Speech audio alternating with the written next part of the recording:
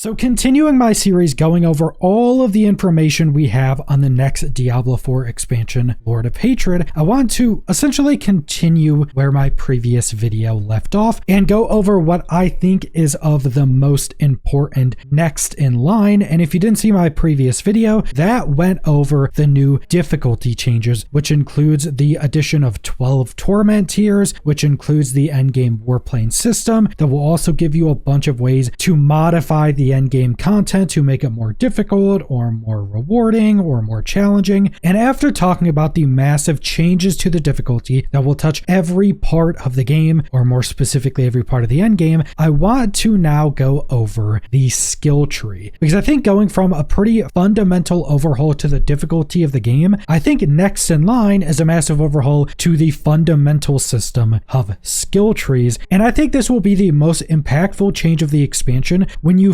first log onto the game, because I think right when you log in once the expansion is released, the first thing you're going to do is to go look into your skill tree, and that is going to be completely changed. And it's not only going to have a massive impact on the balance of the game, but also just how many different builds there are and how many different options you have for every skill. That not only will just change your overall build, but a lot of these options will just allow you to change up your skill variants depending on what content you're doing. So you're going up against a boss, there's probably a skill variant that will be better for that specifically than what you may normally be running. So I think the basis of the skill tree overhaul is actually very simple to understand, but the amount of different build options you're going to have is going to be absolutely ridiculous. So first off, you'll notice that there are no more passives in the skill trees. All of that is removed. The only thing in these new skill trees is the skills and the skill upgrades. Now, when looking through the new skill tree through a balancing lens, just the fact that we're not getting potentially hundreds of percent of multiplicative damage increases, or potentially even more when you factor in necklaces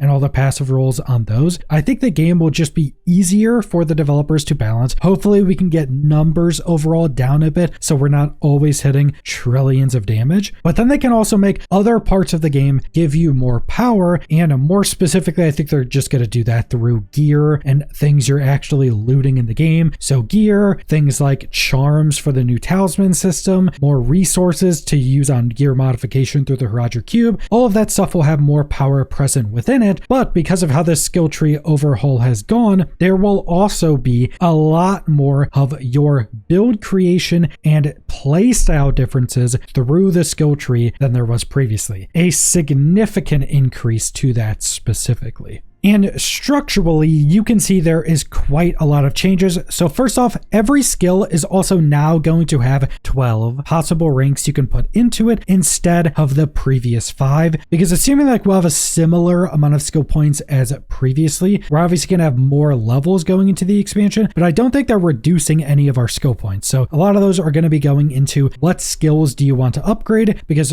12 points per skill means you can pretty heavily invest into a skill. Now that is just with your skill points. You can obviously still get skill ranks from other aspects of the game, like on pieces of gear. So you can still have an ability with like 30 skill ranks into it. And I think most of the skills will probably be scaling in the same way from more points into them, cooldown reduction, or damage increases, something similar to that. But then going into the upgrades is where the big changes are coming. So instead of previously where you chose a skill, you then had 1 point for the first upgrade if you wanted to take that, and then you had a choice of 1 out of 2 other upgrades, all of those usually being quite simple and mostly just power increases. But now you have a lot more choices. So first off, you have the side paths. Now the side paths will both have 2 different options, and you can choose 1 out of the 2 in both side paths. Now you'll recognize that the side paths are circular upgrades, meaning these are more passive. And even while saying that they're more passive, there are still some pretty massive gameplay changing upgrades through some of these side trees. And I am going to go over an example of a skill, all the upgrades you could possibly be choosing from it, because we do have the full Warlock skill tree already. So you put your 1 point into the skill, then you choose 1 out of 2 for each of the side paths, and then you go down the middle path, which will have your skill variant. And these are really where the skills get crazy. And it is seeming that most of the skills in the game will have 3 different variants to choose between, but some of of them do seem to have 4, but also we haven't seen a lot of skills with 4. I think the only one I've personally seen so far is one of these sorcerer skills had 4 variants. Now, there is the possibility that there are more variants when the game is actually launched, but most skills will have 3 different variants to choose between, and you can choose one of these variants, and these variants are a much bigger change to how the skill works. There can be complete changes to the resource cost of the skill, the cooldown of the skill. You can change an ultimate into a resource costing skill with no cooldown. You can change the elemental damage of the skill. You can add new tags to skills. You can completely change how skills actually work through these variants. And because it's so easy to change out points in your skill tree, you could potentially be having one skill that you use a specific setup for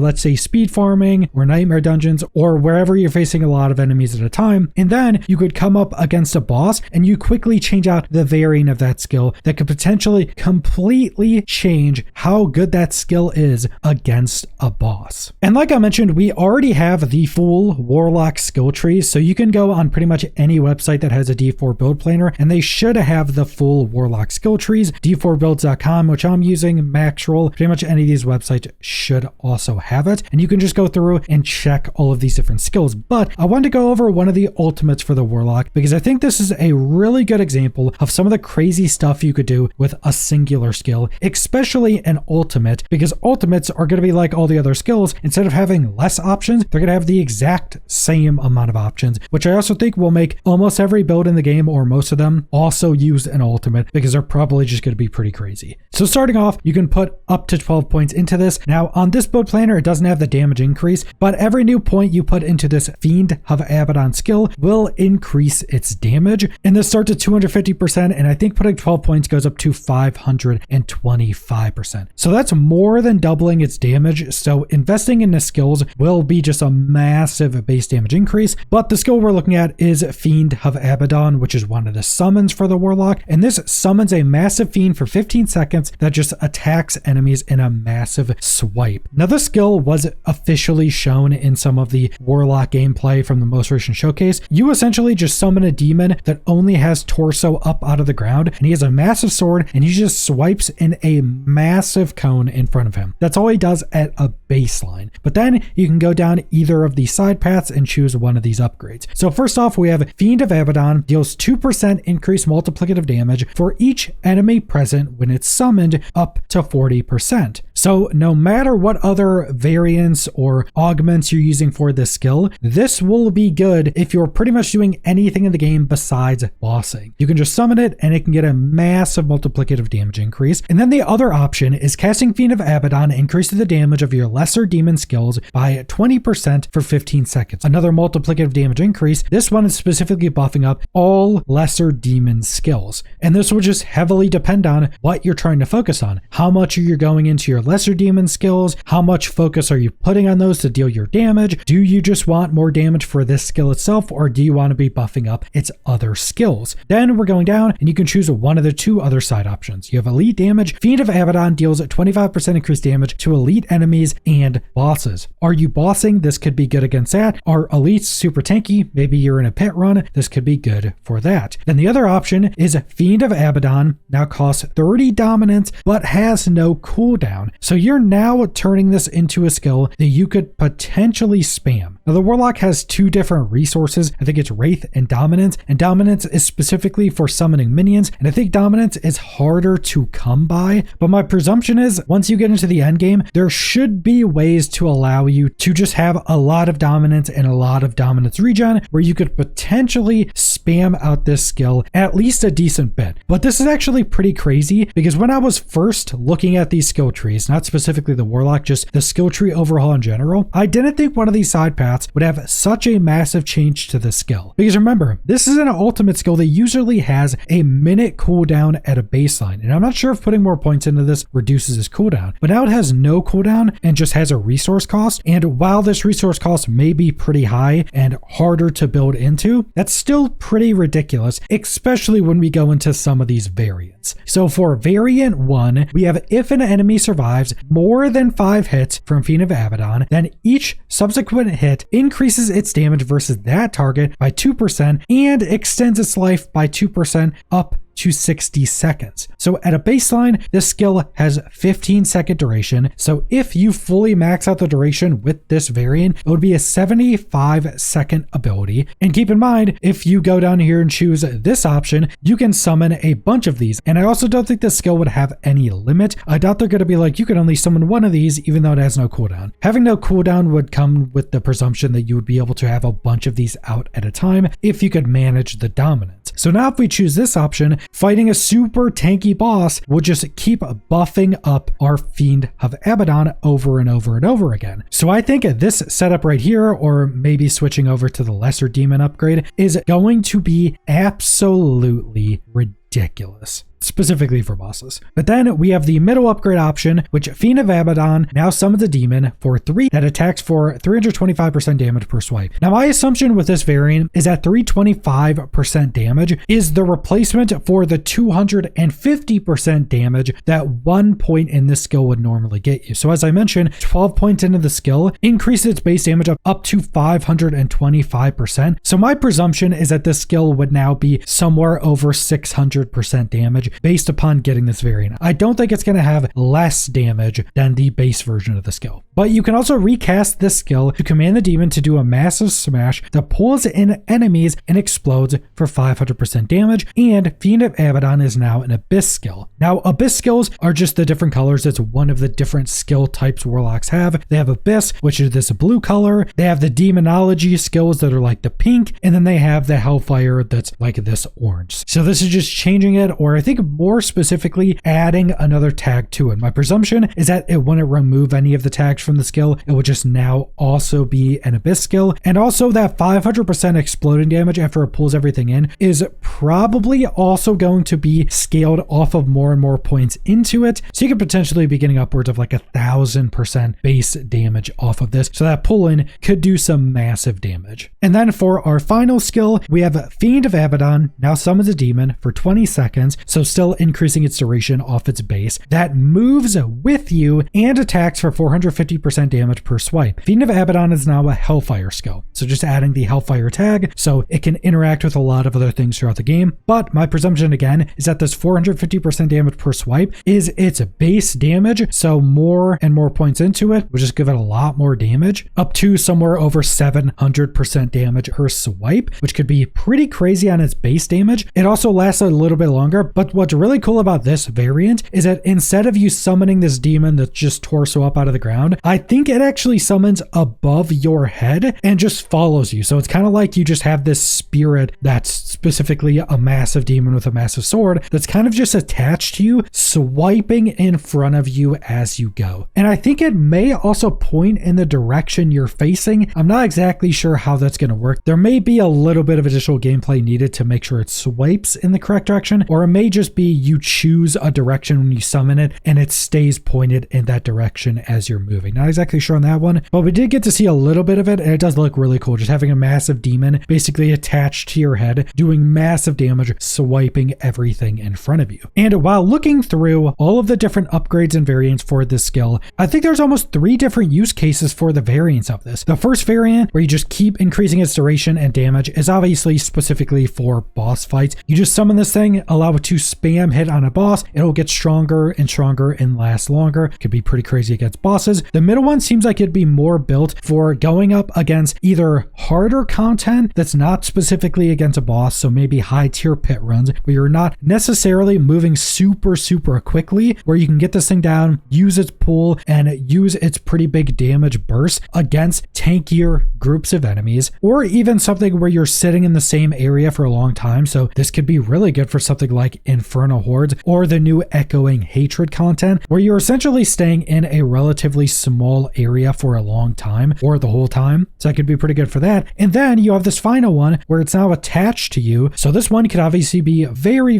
good, and the best version of it for speed farming. You just summon this thing on your head and you're running around as it's destroying everything around you. And I also don't know how this is going to work with dominance, specifically the one where it follows you around. My presumption is they won't always just be attached to your head and they'll just follow you around as this big torso thing. So my presumption with that is that you could just summon a bunch of these things and keep moving around and they will just all keep following you. They are pretty massive, so it may get pretty ridiculous depending on how easy dominance is to build into and how many of these you could potentially be summoning at one time. But a speed farming build where you're just completely focused around spamming out Fiends of Abaddon that follow you around and kill everything as you move could potentially be quite a ridiculous speed farming build. So just this one skill with its upgrade side paths and its variant upgrades can completely change up your build, or specifically how this skill works depending on what content you want to do, which I think really shows the strength of this new skill tree overhaul. But that's pretty much all the information we have for this new skill tree overhaul for the second expansion, and we really don't need a ton of other information. The only other thing we have is specifics of all of the different skills and how they're going to work in their different upgrades. We really know how this skill tree overhaul works on a foundational level, and I think it's a pretty massive upgrade. Now, outside of the skill tree itself, how it impacts the rest of the game is going to be absolutely massive. Like the skill we went over in this video for the Warlock is an ultimate skill. That's just one ultimate skill. Imagine every single class with all of their ultimate skills, how much different builds can be created around these ultimates with this many options. This is really going to be one of the coolest parts of the expansion. But that's all I want to go over, so thanks for watching.